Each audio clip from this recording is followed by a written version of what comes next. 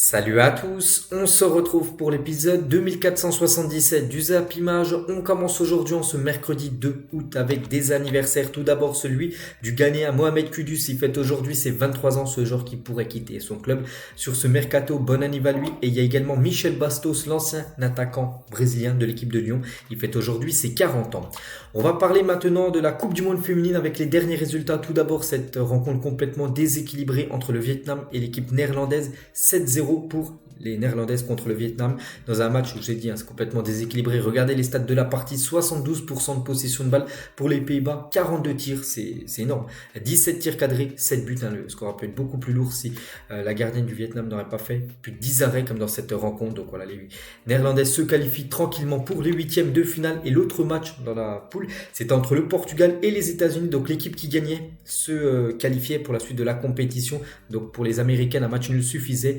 Elles ont fait match nul de justesse. Donc le Portugal a failli éliminer comme les Américaines qui ont gagné les deux dernières Coupes du Monde en 2019 et en 2015. Et à noter que le Portugal a touché le poteau à la 93e minute de jeu. Elles auraient pu mener en fin de match et du coup peut-être gagner et surtout éliminer les États-Unis. Donc du coup ça fait 0-0 et ça fait les affaires des Américaines. Bon, elles ont un peu dominé bien sûr cette équipe du Portugal. Mais donc les Américaines finissent à la deuxième position, les Néerlandaises à la première position et le Portugal et Vietnam sont éliminés de cette Coupe du Monde féminine. Et il y avait aussi une autre poule.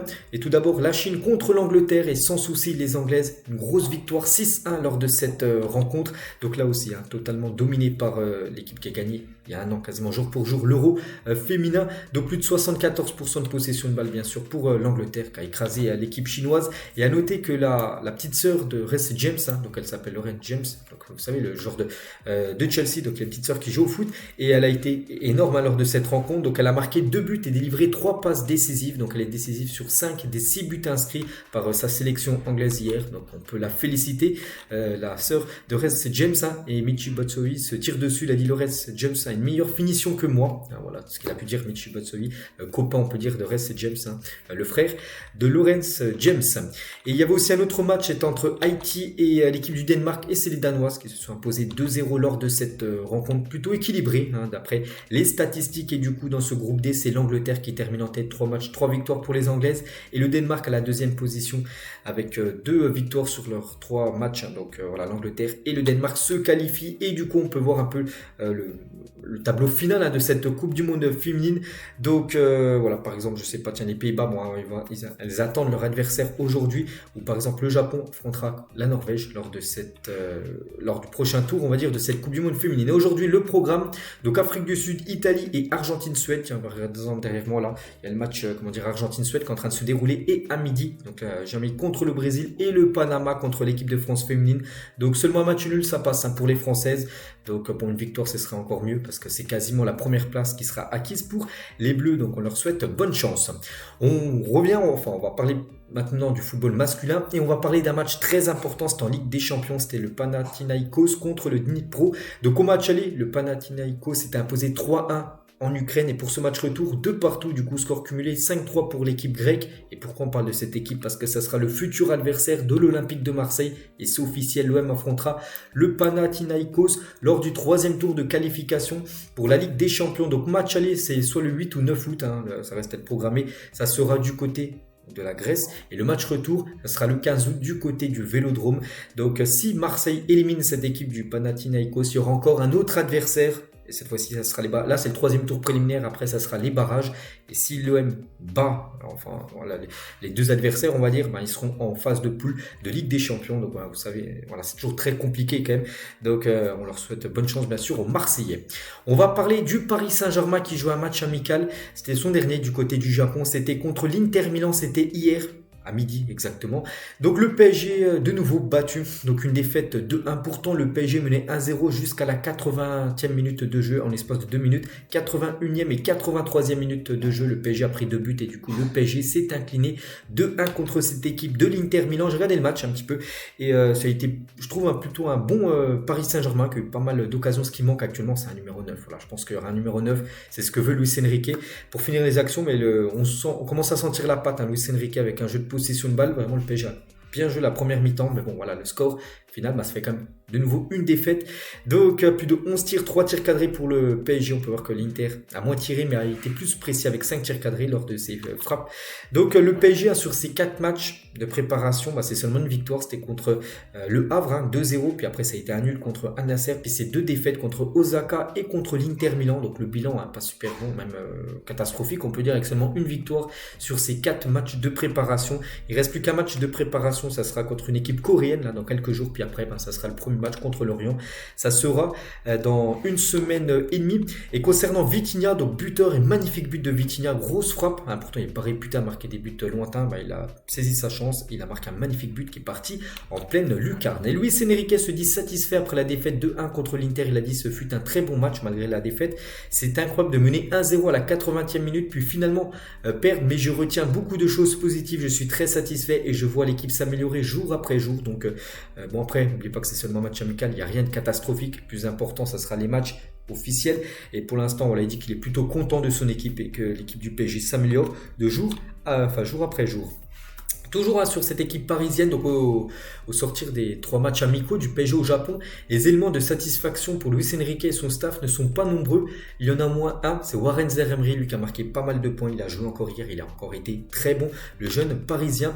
Et Luis Enrique pourrait faire de Warren Zaïre-Emery, le jeune joueur du PSG de 17 ans, un membre important de son milieu de terrain cette saison. Ça pourrait être un titulaire indiscutable la saison prochaine, le jeune Warren qui a marqué, pas mal de points au milieu de terrain. Donc voilà, c'est une pépite pure du centre de formation du Paris Saint-Germain qui pourrait avoir un très bel avenir du côté de Paris, surtout beaucoup de temps de jeu dans cet effectif de superstars. Concernant Marco Verratti, donc Verratti présent du côté du Japon, donc présent dans l'effectif parisien au Japon, Marco Verratti n'a pas disputé la moindre minute face à l'Inter Milan hier, il a joué 0 minutes, au total il n'a joué que 57 minutes lors des 4 rencontres de pré-saison, c'est très très peu, on se demande pourquoi, parce que Verratti ça reste quand même un joueur très important du PSG, peut-être parce qu'il devrait peut-être quitter le club, peut-être Luis Enrique sait que Verratti va quitter le Paris Saint-Germain et c'est peut-être pour ça qu'il teste d'autres joueurs, ça va de le faire jouer si tout simplement il va quitter Paris puis peut-être risquer une blessure et que son transfert capote.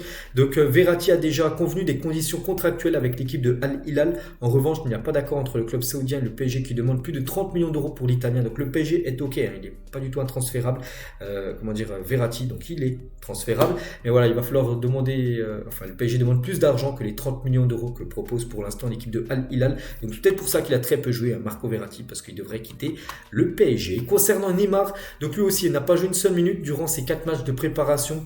Donc lui c'est pas parce qu'il va quitter le club, parce qu'il devrait bien rester du côté du PSG, c'est surtout parce qu'il revient de blessure Neymar, et je pense que Luis Enrique ne veut pas le faire jouer. C'est vrai qu'il a été blessé, il a été opéré au mois de mars dernier, et donc c'est vrai qu'il a repris l'entraînement, mais peut-être la compétition c'est peut-être encore un peu trop tôt, on peut dire, pour Neymar, mais voilà, il devrait jouer peut-être là le prochain match contre l'équipe coréenne, peut-être ses premières minutes depuis pas mal de mois.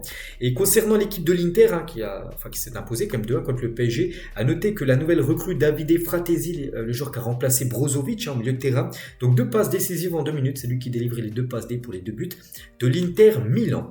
On va parler d'une autre rencontre qui a eu lieu dans la nuit dernière, c'était entre l'AC Milan et le FC Barcelone. Donc le Barça, après avoir mis une belle gifle quand même au Real Madrid 3-0, ils mettent une petite victoire 1-0 contre l'AC Milan, mais victoire quand même. Donc Ansu Fati, l'unique buteur du match à la 55e minute de jeu. Donc j'ai pas vu le match, coup d'envoi, je crois que c'était à 5h du matin, c'était compliqué à regarder le match. Mais bon, d'après les statistiques du match, on peut voir que le Barça mérite totalement sa victoire avec le double en gros par rapport à l'AC Milan en stat. Donc les tirs au but c'est 13 pour l'AC Milan, 26 pour le Barça, donc x2. Les tirs cadrés c'est 3 pour l'AC Milan, 5 pour le Barça. Donc en gros le Barça a été plus entreprenant, le Barça logiquement s'est imposé lors de cette rencontre, et c'est Ansu Fati qui a marqué le but. Et regardez, il est parti célébrer son but avec qui? Avec Ousmane Dembélé. Dembélé n'a pas joué, 0 minutes, parce que Dembélé il va quitter le Barça, donc il est parti célébrer son but Ansu Fati avec Dembélé. C'était peut-être la dernière accolade entre les deux avant le départ de Dembélé du côté du Paris Saint-Germain, parce que Dembélé il était sur le banc, pour pas déjà le faire jouer, imaginez c'est une blessure, et aussi parce que maintenant il est plus du tout dans les plans de Xavi, vu que Dembélé ne souhaite plus rejouer du côté de Barcelone, et Xavi confirme, en gros on peut dire que c'est officiel, même si on n'a pas vu encore l'annonce officielle de son arrivée au PSG. c'est comme si c'était officiel parce que Xavi sur Ousmane Dembélé, de ses propres mots, il nous a dit qu'il voulait partir, qu'il avait une proposition du PSG, c'est Xavi qui a dit ça, il nous a dit qu'il avait parlé avec Luis Enrique et Nasser, le président de Paris, et qu'il n'y avait aucun moyen de le convaincre de rester au Barça. Et toujours avec Xavi sur Dembélé, il a dit qu'il voulait partir, il a une proposition au PSG, on ne peut rien faire, nous ne pouvons pas concurrencer la proposition qui lui a été faite. Oui, je suis un peu déçu par lui. Ouais, il dit qu'il est il est très énormément déçu par Ousmane Dembélé que le joueur français quitte cette équipe du Barça pour rejoindre le PSG. Donc concernant son transfert, donc le Barça va recevoir tout d'abord 27 millions d'euros du PSG pour Ousmane Dembélé. Donc ça ne sera pas 27 millions d'euros parce que ça sera 27 pour Dembélé et le reste pour le Barça. Donc ça donne un transfert aux alentours des 50 millions d'euros à peu près. Le transfert de Dembélé du côté du Paris Saint-Germain. Et c'est vrai que ça a quand même une grosse perte d'argent parce que recruté en 2017 pour 135 millions d'euros, le Barça va récupérer seulement 27 millions d'euros. C'est-à-dire en gros ils vont perdre quasiment plus de 110 millions pour arrondir. C'est quand même une grosse perte d'argent. Et c'est vrai que si on regarde par rapport à son temps de jeu, donc lui qui a été souvent blessé, peut-être pas ces derniers mois, où ça allait beaucoup mieux parce qu'il a dit qu'il avait changé son hygiène de vie, mais surtout au tout début, il a été longtemps blessé. Donc il a passé quand même 35% de son temps à l'infirmerie pendant les 6 ans passés du côté du FC Barcelone. Puis il est vendu comme 100 millions moins cher que son prix où il avait été acheté. Donc voilà, bien sûr concernant Dembélé du côté du Barça, c'est fini. Et le transfert officiel concernant le PSG, ça peut intervenir à tout moment, peut-être aujourd'hui, peut-être, pourquoi pas demain. Et du côté du Barça, le remplaçant, ça pourrait être lui. Le Barça s'intéresse à Jérémy Doku pour remplacer Ousmane Dembélé. Donc Doku, un joueur de Rennes, est un candidat, mais il est aussi le candidat du côté de City pour remplacer Riyad Mahrez. Donc voilà, Doku, ça peut être le Barça ou Manchester City, son futur, donc affaire à suivre. On continue avec les infos mercato parce qu'on est le 2 août, il reste encore une trentaine de jours, un peu moins de 30 jours de mercato jusqu'au 31, et on va parler de Khaled Tassar. J'en ai parlé il y a quelques jours et c'est quasiment fait, donc il va passer sa visite médicale aujourd'hui avec l'équipe de Lyon pour signer tout simplement un contrat du côté de l'Olympique Lyonnais, lui qui jouait à l'époque du côté de l'Olympique de Marseille. Bradley Barcola a informé les dirigeants parisiens qu'il souhaite jouer pour le Paris Saint-Germain. Cependant, le joueur ne forcera pas son départ car il ne veut pas rentrer en conflit avec l'équipe de Lyon, son club actuel, mais souhaiterait rejoindre le PSG. Mais voilà, ça sera compliqué parce que Lyon, pour l'instant, ne veut pas le lâcher. Il ne veut pas partir au clash, plutôt logique. Il a seulement 20 ans, le jeune Bradley Barcola qui devrait rester à l'OL. Le PSG négocie avec l'équipe de Al Arabi SC, c'est une équipe du Qatar. Pour Abdou Diallo, le joueur est ouvert à l'idée de rejoindre le club qatari. Donc lui, il est dans les indésirables du côté du PSG. Donc si un club s'intéresse à lui, le PSG devrait le vendre. Donc ça pourrait être du côté du Qatar. Le Paris Saint-Germain concernant Mbappé, bien sûr, le PSG suspecte Kylian Mbappé d'avoir déjà accepté une prime à la signature de 160 millions d'euros pour venir libre au Real Madrid dans un an. C'est peut-être pour ça que Mbappé ne veut pas être transféré là, mais plutôt l'année prochaine pour toucher cette prime qu'il aurait déjà conclue avec le Real Madrid de 160 millions d'euros, prime à la signature. Donc le club parisien explore les options juridiques si un transfert gratuit se fait en gros.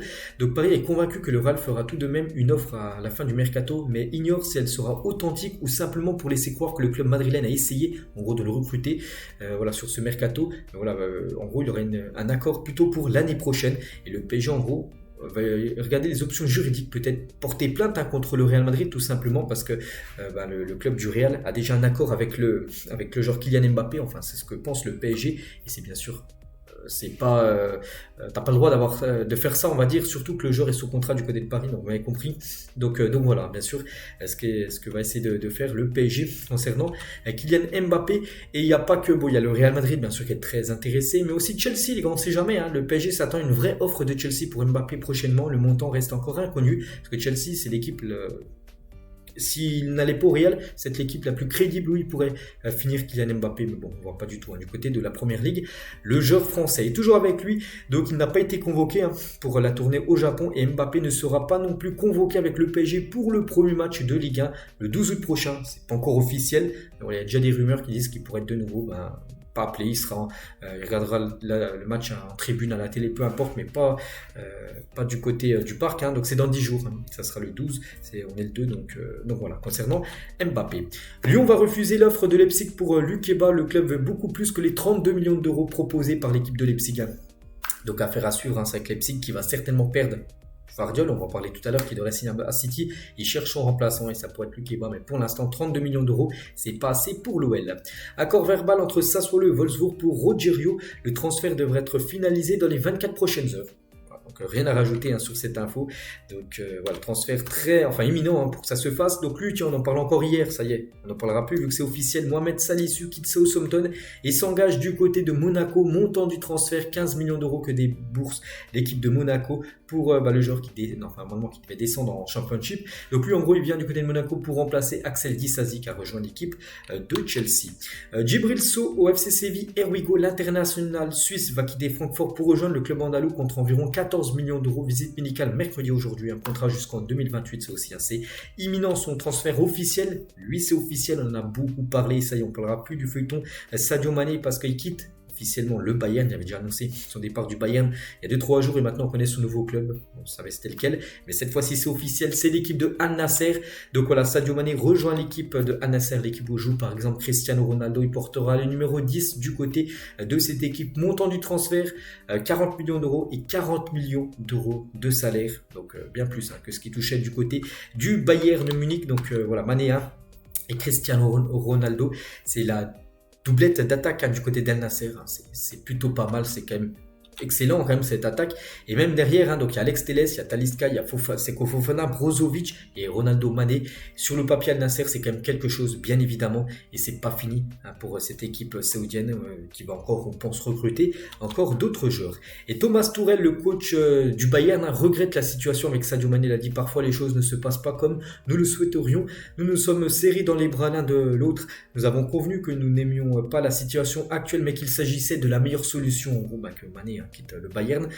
Donc je comprends qu'ils se sentent blessés. Je ne me sens pas heureux non plus. Nous n'avons pas exploité tout son potentiel et j'en prends la responsabilité.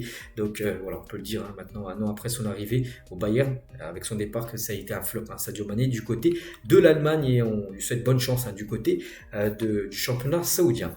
On va parler de la Real Sociedad veut signer Donny van de Beek. Des premiers contacts ont été établis aujourd'hui entre le club espagnol et Manchester United. Voilà, donc un joueur qui pourrait débarquer du côté de la Liga. Tottenham et l'équipe de Al Hilal sont très intéressés par Jonathan David, l'attaquant lillois canadien. Donc la Ligue demandera une grosse somme d'argent pour laisser partir son attaquant. Ce sera au moins un minimum 50 voire 60 millions d'euros que veut l'équipe de LOSC pour lâcher le joueur Jonathan David. Donc Tottenham et Al Hilal. Donc peut-être Tottenham pour remplacer, pourquoi pas, Harry Kane.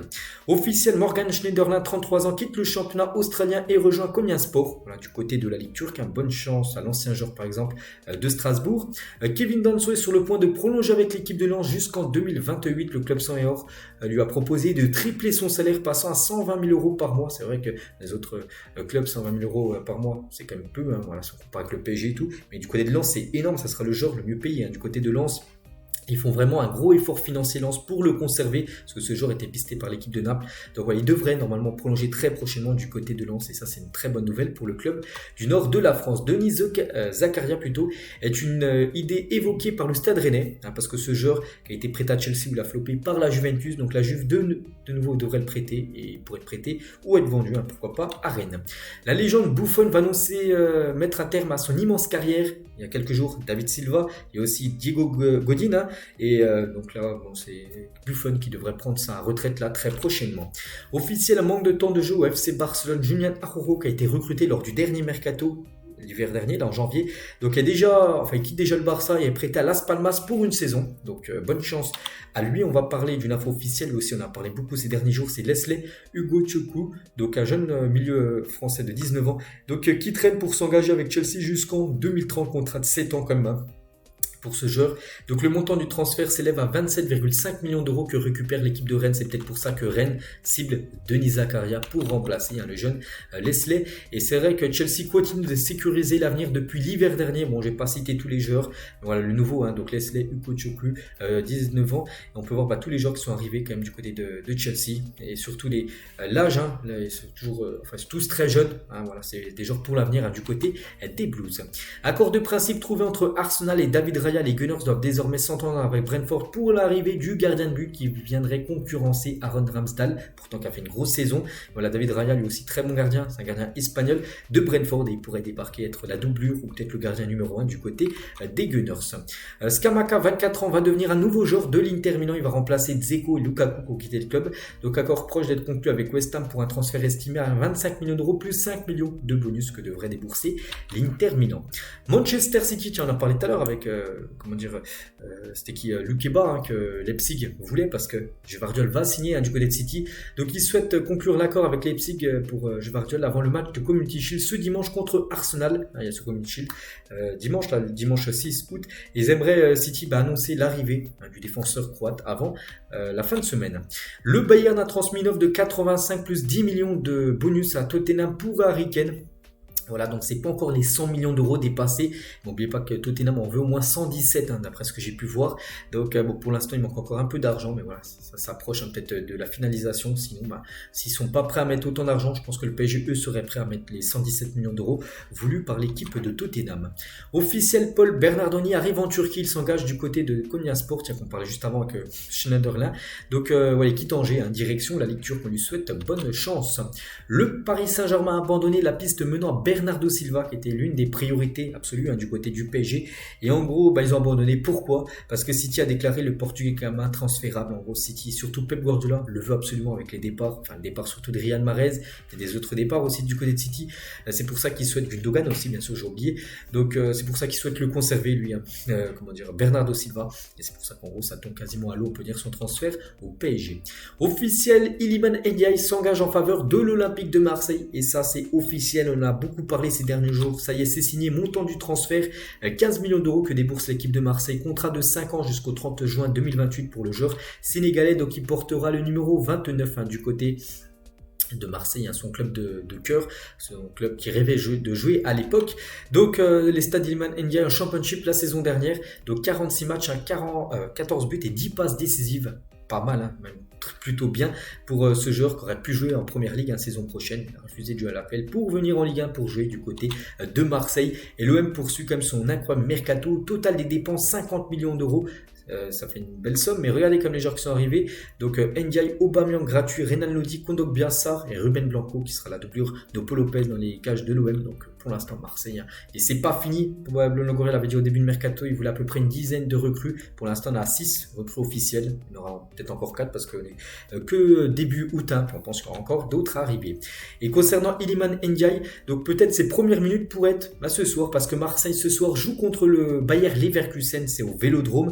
Et il pourrait jouer quelques minutes en fin de match hein, voilà, pour être présenté, on pense non plus qu'il va jouer, hein, surtout à la fin de match, pour être présenté aux supporters marseillais. Il y aura beaucoup de monde. Hein. 55 000 billets ont été vendus au Vélodrome pour la rencontre amicale de ce soir face au Bayer Leverkusen. Donc voilà, grosse affluence voilà, pour cette rencontre ce soir. Et toujours avec l'OM et pour finir avec ce club. Donc ils font la une aujourd'hui du journal Équipe. Hein, l'OM flambant neuf avec toutes ses recrues. Hein, Aubameyang, Sarr ou même Iliman Ndiaye hein, qui a été recruté hier.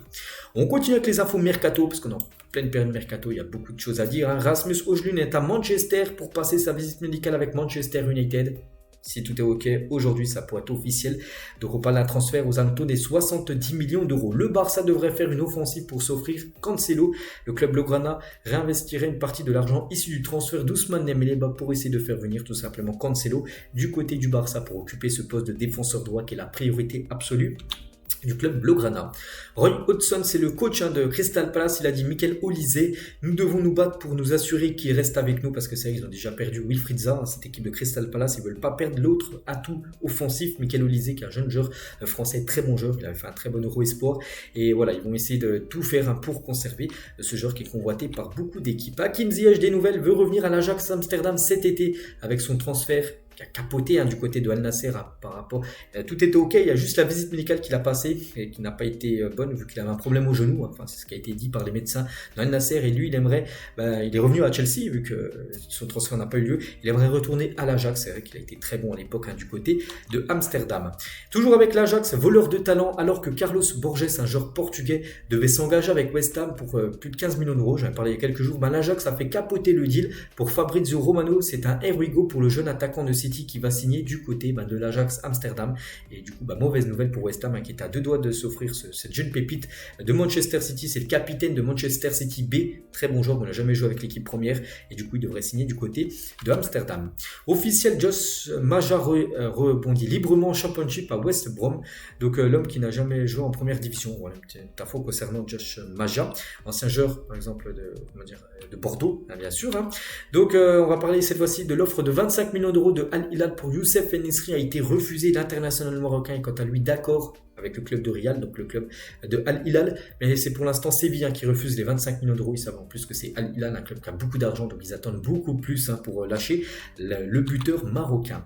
Liverpool a soumis une nouvelle offre à Southampton pour Romeo Lavia, un joueur belge de 40 millions d'euros qui pourrait coûter ce prix-là. L'offre sera rejetée puisque Southampton demanderait 50 millions d'euros. En gros, il demande encore 10 millions d'euros de plus. Le joueur veut vraiment rejoindre les Reds et surtout le joueur sait qui a une place à prendre avec les départs de Anderson, départ aussi de Fabinho, milieu de terrain du côté de Liverpool. C'est pour ça que Liverpool doit déjà recruter un milieu de terrain et lui sait qu'il y a une place à prendre au milieu en titulaire.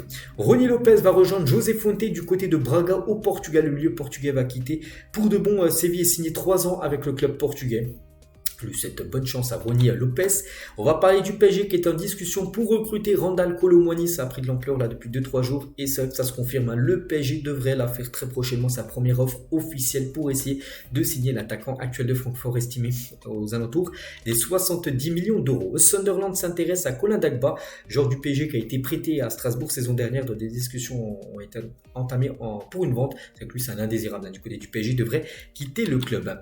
Le directeur sportif du Fenerbahçe, Mario Branco, aurait rencontré Karl Toko Ekambi, l'international camerounais indésirable du côté de Lyon, n'a pas été retenu pour le dernier stage de préparation du club et on peut voir qu'il a des pistes du côté de la Turquie, le joueur qui avait été prêté à Rennes pour la deuxième partie de saison dernière. On continue, on clôture la page Mercato, parce que là on va plus parler de Mercato, on va parler cette fois-ci de Lens, qui est le deuxième club au monde à égalité avec Manchester City en termes de pourcentage de victoire à domicile. 91% de victoire à domicile pour City et aussi pour Lens. C'est fou, c'est que Lens très très fort à domicile, bon, même pareil à l'extérieur, mais à domicile, c'est quand même une forteresse cette équipe de Lens. On va parler de Burnley qui dévoile son nouveau 3e maillot pour la saison prochaine. Donc ça sera ce maillot-là qu'utilisera l'équipe de Burnley, cette équipe qui a fini premier du Championship et qui jouera son premier match contre Manchester City la saison prochaine en PL. Jordi Alba, sous ses nouvelles couleurs du côté de l'Inter Miami, voilà quelques photos avec David Beckham. Donc il pourrait disputer son premier match là très prochainement du côté de Miami. Nouvelle fresque murale en l'honneur de Phil Foden du côté de Manchester. Manchester City, mais bon c'est dans la ville de Manchester, on peut voir bien sûr la pépite, le jeune crack Phil Foden qui a seulement 22 ou 23 ans, donc tout jeune joueur. Contrairement à Christophe Galtier, c'est bien Luis Enrique qui dirige les entraînements du côté du Paris Saint-Germain, parce qu'avant Christophe Galtier c'était pas lui qui faisait les entraînements, il était présent à l'entraînement, mais c'était une autre personne qui s'occupait de l'entraînement. Mais maintenant, c'est bien Luis Enrique qui s'entraîne de ses propres entraînements. Il est également chargé de passer des appels téléphoniques avec des joueurs ciblés par le PSG. Vraiment, il s'implique énormément, Luis Enrique, même si pour l'instant, on a parlé tout à l'heure, les résultats ne sont pas ouf, avec seulement une victoire, en plus c'est contre le Havre, avec sinon deux défaites et un nul, j'ai du mal. Donc voilà, vraiment il s'implique énormément Luis Enrique, et surtout on attend de voir au fil de la saison ce que ça va donner, le nouveau coach parisien. Riyad Mahrez a disputé ses premières minutes avec l'équipe de Al Ahly aujourd'hui, une nouvelle image perturbante à laquelle il va falloir se faire, c'est vrai qu'on a l'habitude de le voir avec Manchester, le maillot de Manchester City maintenant, c'est avec un nouveau maillot bien évidemment, et lors de ce match, Al Ahly s'est imposé facilement 5-0 contre l'équipe de Chamal, une équipe qatari. Donc Mahrez a joué, il n'a pas été buteur. Saint-Maximin a joué, il a été buteur. Premier but pour lui, et Firmino, l'attaquant, a inscrit un doublé. Donc voilà, les anciennes gloires, on va dire, en Europe, rayonnent maintenant du côté de cette équipe. Et maintenant, la question est simple, qui va terminer meilleur buteur de Saudi Pro League cette saison pour vous? C'est vrai qu'avec tous ces énormes renforts du côté de la Ligue saoudienne, donc vraiment, qui va finir meilleur buteur? C'est que ça va être match dans le match avec CR7, il y a Benzema, il y a Firmino, il y a Mané, il y a Riyad Mahrez, il y a il y a Talisca, il y a Malcolm ou même Saint-Maximin. Donc c'est vrai que ça sera la lutte aussi pour savoir qui terminera meilleur buteur de ce championnat. Et concernant la Saudi Pro League, donc le championnat saoudien, nos clubs se montrent très inquiets face à l'émergence de ces clubs qui recrutent beaucoup de joueurs.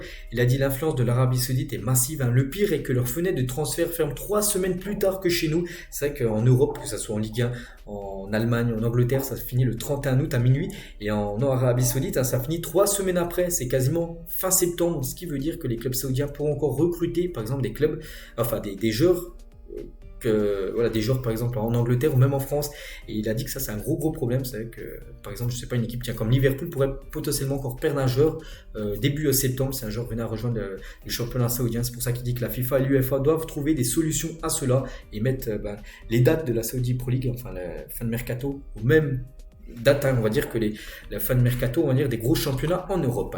On va parler de Sochaux et le CNOSF rend un avis négatif pour la réintégration de Sochaux en Ligue 2. Donc du coup, Sochaux devrait déposer le bilan, c'est malheureux pour ce club. Donc Annecy devrait donc être repêché concernant Sochaux, donc il devrait redémarrer, vu que le club, on va pas être dissous, mais bon, il va redémarrer en National 3 normalement. Donc voilà, pourtant il s'était maintenu en Ligue 2, donc en dessous il y a National 1, National 2 et National 3, c'est là où normalement Sochaux devrait commencer son championnat pour la saison prochaine. Le message de Sochaux sur Twitter: Agneau ne meurt pas, il dort. Donc voilà, bon, c'est pas encore officiel, mais voilà, c'est quasiment sûr pour Sochaux, donc c'est malheureux pour ce club historique du championnat français. On va parler du Camp Nou en direct. Regardez le Camp Nou actuellement, vous savez, en travaux, et on peut voir qu'il n'y a pratiquement plus rien. Regardez, la structure est tout enlevée. N'oubliez pas qu'il va être tout rénové pour être prêt en 2026, ce nouveau Spotify Camp Nou. Rodri sur son but victorieux en finale de Ligue des Champions contre l'Inter. Il a dit: je l'ai revu 5000 fois dans tous les pays, toutes les langues. Je l'ai regardé en anglais, en allemand, en italien. Je pense que c'est spécial, ça fait partie du football de profiter de ce genre de moment. Surtout en tant que milieu de terrain, vous n'avez pas l'impression que vous allez être décisif, et il a été avec ce magnifique but. Voilà, il a très bien placé le ballon, et puis du coup il a revu énormément de fois bien sûr son but inscrit en finale contre l'Inter. Les talents d'Aurélien Tchouaméni au piano jouant le titre Expérience de Ludovico Einaudi. Donc on sait qu'il est très bon footballeur, mais aussi très bon avec ses doigts en mode de piano. Aurélien Tchouaméni, voilà, un talent caché qu'on ne savait pas sur le joueur français. Ibai Llanos, streamer espagnol et co-fondateur de la King League avec Gérard Piqué, a révélé avoir fait une offre à Alexis Sanchez pour jouer dans cette compétition de la Kings League. Le Chilien lui a répondu: pour le moment, ce n'est pas pour moi, je veux continuer de jouer au football, le vrai foot, et après peut-être quand il prendra sa retraite, pourquoi pas intégrer, on va dire, la King League, qui fait des grosses audiences du côté de l'Espagne. Il y a 4 ans, jour pour jour, un certain Nicolas Pepe signait du côté de Arsenal, et c'était la plus grosse recrue en termes de achat des Gunners, jusqu'à que Declan Rice le dépasse il y a quelques jours. Donc Arsenal avait acheté 80 millions d'euros, et on peut dire que ça a été un flop total. Regardez, la preuve, il a été prêté la saison dernière du côté de Nice. Stat effrayante, l'AS Roma de Mourinho n'a pas déboursé le moindre centime pour un transfert depuis plus d'1 an. Le club enchaîne les joueurs libres et les prêts depuis. C'est vrai qu'il y a des joueurs de prêt comme Wijnaldum qui est arrivé au club, Oussem Aouar qui est arrivé gratuitement, Ndika le défenseur qui est arrivé gratuitement. C'est qu'il y a pas mal de joueurs qui sont arrivés en gros en fin de contrat, donc gratos du côté de l'AS Roma. Alors en gros, qui cherchent des bons coups sur le mercato, ils peuvent s'inspirer de cette liste, et on finit avec ça.